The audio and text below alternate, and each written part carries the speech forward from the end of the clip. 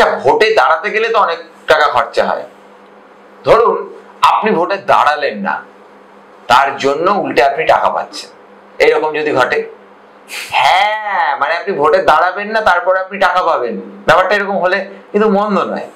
এবার এইরকম একটা গল্প বা সত্যি ঘটনা, কোনটা আমরা তো জানি না, আমাদের নিষ্পাপ মনে যা শুনি সেইটাই বলছি। সত্যি মিথ্যা আপনারা বিচার করবেন।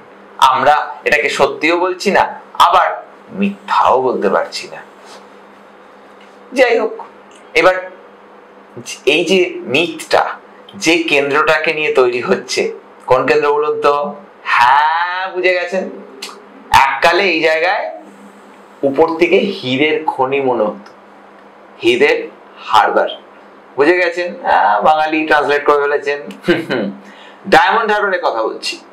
ডায়মন্ড হারবার লোকসভা কেন্দ্র, এই লোকসভা কেন্দ্রটিকে নিয়ে এমন অলিক্য নাট্য রঙ্গ পশ্চিমবঙ্গের রাজনীতি দেখলো, যা সাম্প্রতিককালে নজিরবিহীন ঘটনা। ফুরফুরা শরীফের এক পীরজাদা, আহা, নাম বলছি, ভাববেন না নাম বলবো না, নওশাদ সিদ্দিকী, বিধায়ক নওশাদ সিদ্দিকী, তিনি বললেন আমি লড়বো, আমি লড়বো, আমি লড়বো, হাম কিসি সে কম নেই। তারপরে সময়ের নিয়মে দাদা চললেন অস্তাচলে। দাদা বললেন দলের সিদ্ধান্ত। ব্যাপারটা কিরকম জানেন তো? মমতা বন্দ্যোপাধ্যায় বললেন যে নন্দীগ্রামে আমি প্রার্থী হতে চাই, দল যদি আমি অনুমতি দেয় তবে আমি প্রার্থী হব। ব্যাপারটা শুনলে যেরকম লাগবে, এই নওশাদ সিদ্দিকীর ক্ষেত্রেও ব্যাপারটা খানিকটা সেরকমই। এবার আপনারা কিভাবে নেবেন সেটা আপনাদের ব্যাপার। নওশাদ সিদ্দিকী বললেন, আলিমুদ্দিন স্ট্রিটে কমরেড সেলিম অপেক্ষা করলেন যে এই তো নওশাদ বলেছে তুমি ডায়মন্ড হারবারেই লড়ো নওশাদ। তারপরে কোথা থেকে কখন যে কি হয়ে গেল, সাজানো ফুলের বনে ঝড় বয়ে গেল। নওশাদ তো ডায়মন্ড হারবার প্রার্থী হলেনই না, উল্টে বামেদের সঙ্গে সমঝোতাটাই ভেস্তে গেল। বর্তমানে নওশাদ প্রার্থী দিয়েছেন না, না, নওশাদ তো বলছেন তার প্রার্থী ইজ ইকুয়াল টু তিনি। ওই মোদি আর দিদি ঠিক যেই স্টাইলে বলেন যে প্রার্থীকে দেখবেন না, আমাকে দেখে ভোট দিন, ঠিক সেইভাবেই নওশাদ সিদ্দিকীও বলছেন যে আমাদের প্রার্থী মজনু লস্কর মানে আমিই প্রার্থী। বেশ ভালো কথা, Majnu is equal to Naushad. এবার তৃণমূলের প্রার্থী, তৃণমূলের অবিসংবাদিত সেনাপতি অভিষেক বন্দ্যোপাধ্যায়, আর বিজেপি এক কঠিন লড়াই দিতে গেলে তো একটু সময় নিয়ে নামতে হয় না। তাতে যদি আপনার নমিনেশনের ডেট ফেট পেরিয়ে যায় তাতেও কোনো অসুবিধা ছিল না, সেটা পরের বছরেও করা যেতে পারতো। তাতে আর কি বা এলো গেল, একটু কসরত করে লড়াই করাই তো ভালো। ঠিক বিজেপি কাকে প্রার্থী করেছেন? কত নাম ভাসলো জলে, কিন্তু শেষমেশ ভূমিপুত্র প্রার্থী হলো। এটা কি কম বড় ব্যাপার নাকি? কোথাকার কোন আইনজীবীর কথা শোনা গিয়েছিল, কে টিক্কি রাখছে কে টিক্কি রাখছে না তা নিয়ে বিতর্ক হলো। তারপর কোন অধুনা নেতা, কোন প্রাক্তন ছাত্র নেতা, অধুনা শুভেন্দু ঘনিষ্ঠ, তার নাম শোনা গেল, শুধু নামই শোনা গেল। মোটামুটি বিজেপির এই ডায়মন্ড হারবার কেন্দ্রের প্রার্থী হিসেবে যতজনের নাম শোনা গেছে তাদেরকে যদি এক জায়গায় আনা যায়, বিশ্বাস করুন 42 জন প্রার্থী এই ডায়মন্ড হারবারের কেন্দ্র থেকে বিজেপি দাঁড় করিয়ে দিতে পারতো, কিন্তু সেটা তো হয়নি। বিজেপি দাঁড় করিয়েছেন অভিজিৎ দাস, ববি। না না, এ ববি সে ববি নয়, এ ববি বিজেপির ববি। আর সিপিএম কি আর করা যাবে, বন্ধু বিনে প্রাণ বাঁচে না, যতই হোক আইএসএফ ছেড়ে গেছে, মনে দুঃখ লেগেছে, তারপরেও প্রার্থী তো দিতে হবে, নাহলে কাস্তে হাতুড়ি তারায় অন্তত যতটুকু ভোট আসে সেটা আইডিয়া মন্দ কি। সিপিএম প্রার্থী করেছে তাদের ছাত্র নেতা, ডায়মন্ড হারবারের ভূমিপুত্র, রাজ্য রাজনীতিতে পরিচিত মুখ প্রতিকুর রহমানকে। এই নিয়ে জমে গেছে ডায়মন্ড হারবার। দেখুন, আগে একটা কথা বলতে পারি, আপনি ভাবতে পারেন হিসেব নিকেশ না করে ডায়মন্ড হারবার নিয়ে এত গৌরচন্দ্রিকা করার কি আছে? আরে দাদা, ডায়মন্ড হারবারের অঙ্কটা এই গৌরচন্দ্রিকাতেই আটকে আছে। কারণ ডায়মন্ড হারবারের রেজাল্ট কি হবে আপনিও জানেন, আমিও জানি। তারপরেও আপনি এই ভিডিও দেখছেন, তাই আপনাকে তো আমি এই ব্যাখ্যাগুলোই দেব যে কোন কারণে তৃণমূল কংগ্রেসের সেনাপতি অভিষেক বন্দ্যোপাধ্যায় কয়েক কদম এগিয়ে আছেন এই কেন্দ্রে।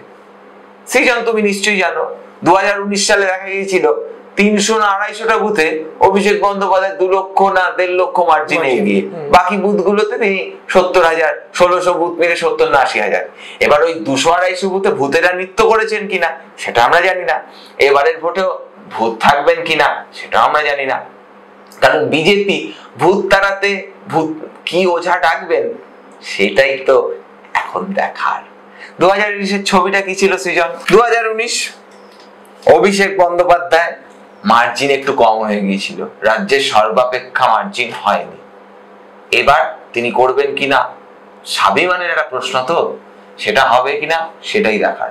মার্জিন ছিল 3,20,594।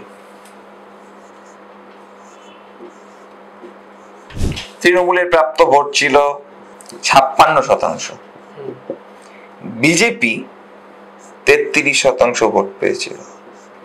দেখুন, বিজেপি কিন্তু খুব খারাপ ভোট পায়নি, তাহলে এখানে একটা শক্তপোক্ত প্রার্থী একটু আগে থেকে দিলে কে বলতে পারে এই আসনে একটা ভালো আরো লড়াই দেওয়া যেত।